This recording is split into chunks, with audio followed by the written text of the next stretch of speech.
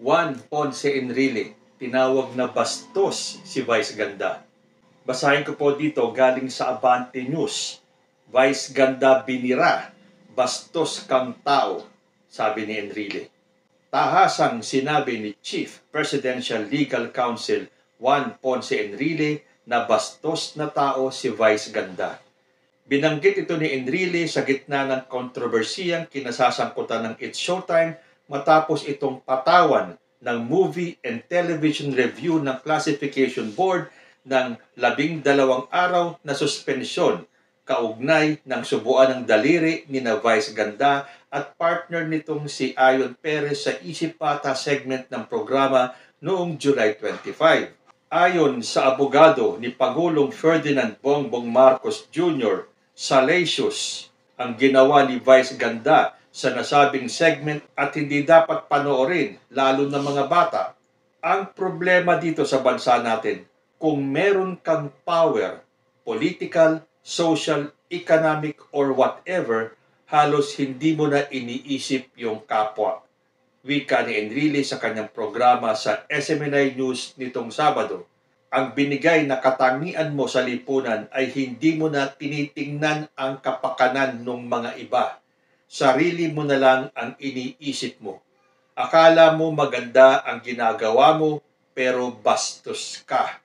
Bastos kang tao. Aniya, matagal na niyang napapanood si Vice Ganda sa telebisyon at hindi siya sang-ayon sa estilo ng pagpapatawa nito sa publiko. Magmula pa noong araw, ganyan na yan, saad ni Enrile. Maaari pang iapila ng It's Showtime sa MTRCB ang pinataw na suspensyon, pero kung ibabasura ang kanilang motion for reconsideration, pwede pa nila itong iakyat sa Office of the President. So, ayan po ang sinabi ni Juan Ponce Enrile. Kayo ba, napapansin nyo ba na talagang parang lumaki na ang ulo ni Vice Ganda na para sa kanya, lahat ng binibitawang niyang pahayag dyan sa kanilang programang It's Showtime ay tama. Hindi sila pwedeng kontrahin. Nakita nyo, sunod-sunod ang patutsada ni Vice Ganda sa MTRCB. Hindi niya naginalang ang opisinang yun. Kaya meron tayong MTRCB ay para ipolis o para bantayan ang mga kaganapan sa ating mga palabas. Lalo na sa noontime show na maraming bata ang nanonood. Tapos ang sinisisi nila, si Lala Soto, yung chairman ng MTRCB. Dahil ito daw ay anak ni Tito Soto na kasama sa kalabang programa ng It's Showtime, yung nga pong EAT.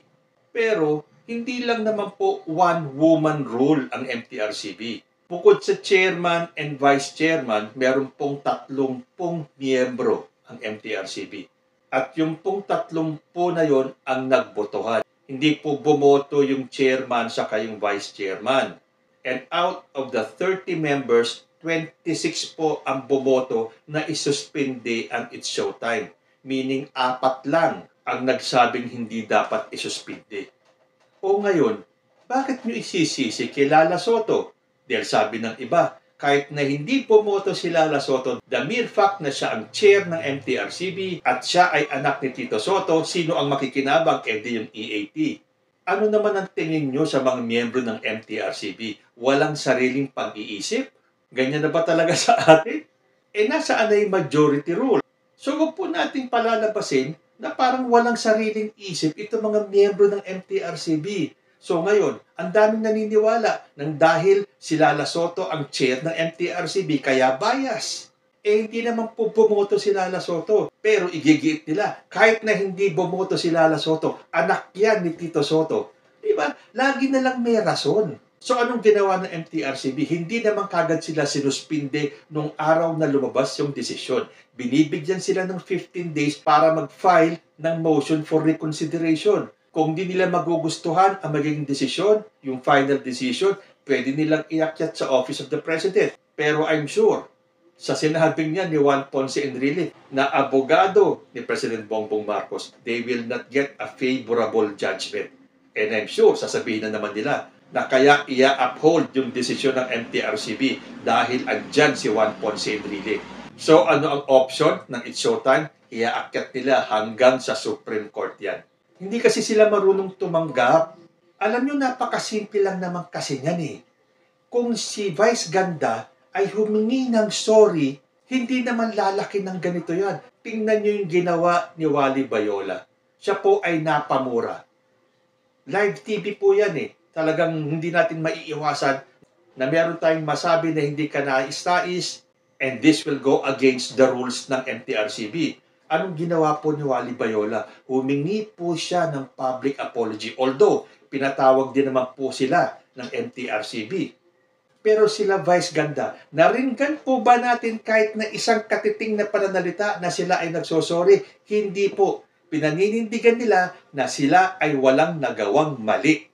Ginigiit nila, yun lang daw mga adult ang nagbigay ng masamang kahulugan doon sa ginawa nila ni Ayon Perez. At sa mga bata daw ay baliwalayan. Aba, di pabayaan na lang natin itong mga batang itong na manood ng kahit na ano dyan sa social media. Dahil baliwala naman pala sa kanila yan eh. Hindi naman pala tatatak sa isipan nila yan eh. So, ibig sabihin, pababayaan nating manood ng mga may halong kalaswaan itong mga batang ito. Dahil hindi naman tatatak sa isip nila, hindi naman mapopollute itong minds nila dahil mga bata yan. Tandaan po natin, iba na ang panahon ngayon. Hindi po tulad nung araw. Masasabi natin na inosente pa ang mga bata. Pero ngayon, dahil andyan ang social media, maaga pong namumulat ang mga kabataan. Mas kailangan po nating bantayan ang mga kabataan ngayon, lalo na yung mga musmus. Dahil madali pong mapollute ang isipan ng mga kabataan ngayon. Ngayon, kung maa-uphold yung desisyon ng MTRCB, kahit na saan man kayo makarating at kayo ay pinasuspindi, sino ang mahigit na tatamaan, ang maapektuhan? Yung pong mga nagtatrabaho behind the cameras, yung staff, yung crew, yung mga cameraman, at kung sino-sino pong nandyan. Hindi naman po kayo mga malalaking artista dahil may pera kayo. Hindi nyo iindain yung 12 days na suspension. Pero kung humingi ka ng sorry, hindi aabot ng ganito kalaki ang issue na yan. Pero masyado yung pinaninindigan na wala kayong ginawang mali. Fine. Para sa mga supporters nyo, sa mga followers ng It's Showtime, wala talaga kayong ginawang mali. Dahil supporters nyo sila eh. Pero tandaan po natin, hindi po lahat ng tao ay supporters ninyo. Sa lahat po ng aspeto, kahit na sa pangsarili lang natin, hindi po lahat ng tao mapiplease natin. Kung may mga supporters kayo, meron din po kayo mga detractors at yun ang mga naapakan ninyo. Ano ba naman yung humingi ng sorry? Tulad ng ginawa ni Wally Bayola, I'm sure para sa mga supporters ng EAT, okay lang yun kasi off-cam naman, dahil hindi sinasadya, dahil ganito, dahil ganyan. Marami pong dahilan. Pero ano ang ginawa ni Wally? Nag-public apology dahil alam niya, meron pa rin hindi nasiyahan sa nagawa ni Wally. Hindi katulad nila Vice Ganda. Hindi na nila iniisip yung ibang tao tulad yan ang sinabi ni Juan Ponce Enrile. Hindi na iniisip ni Vice Ganda ang ibang tao. Para sa kanya, siya lang ang tama. Lahat ng gawin niya ay tama. Lahat ng gawin niya ay acceptable sa kanyang mga supporters. Totoo naman yan. Supporters niyo yan eh. So lahat ng gagawin ninyo, acceptable para sa kanila. Doon po sa hindi. Dahil tanggapin po natin ang katotohanan na hindi lahat ay supporters ninyo. Meron po kayong mga na-offend. Pero para sa inyo, wala kayong pake. Dahil lahat ng supporters ninyo ay tanggap ang ginawa ninyo. Kaya wala na kayong pakialam sa ibang tao. Panay pa nga ang parinig ninyo. Sunod-sunod yan. Halos araw-araw meron kayong parinig sa MTRCB. Kaya siya tinatawag yung double standard. Ito yung sinabi ni Vice Ganda tungkol dyan sa double standard na yan. Kung maka-impose, akala mo naman di nila ginagawa, di ba? Yung pag-iba, mali, pero kayo hindi nyo ginagawa. So, iba mali, pero sa inyo pwede. Double standard. Ganyan ba dapat? Parang kinakalaban ninyo.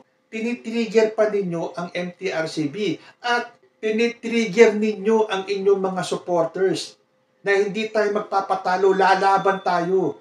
Binigyan naman kayo ng 15 days para mag-submit ng motion for reconsideration. Doon nyo ipaliwanag lahat. Doon nyo ilabas lahat ng inyong mga hinaing. Ang nangyayari nito, ang tingin ko parang defensive kayo masyado. So dinadaan ninyo sa patutsada para hindi kayo mapahiya sa inyong mga supporters. Para hindi isipin ng supporters ninyo ay nagkakamali din pala sila Vice Ganda. So ano ang ibig sabihin nito? Basta kayo ang gumawa, walang mali. Hindi kayo pwedeng punahin. Hindi kayo pwedeng sitahin. Hindi po ganun tanggapin natin na paminsan-minsan, o yan na lang paminsan-minsan, nagkakamali ka rin, Vice Ganda.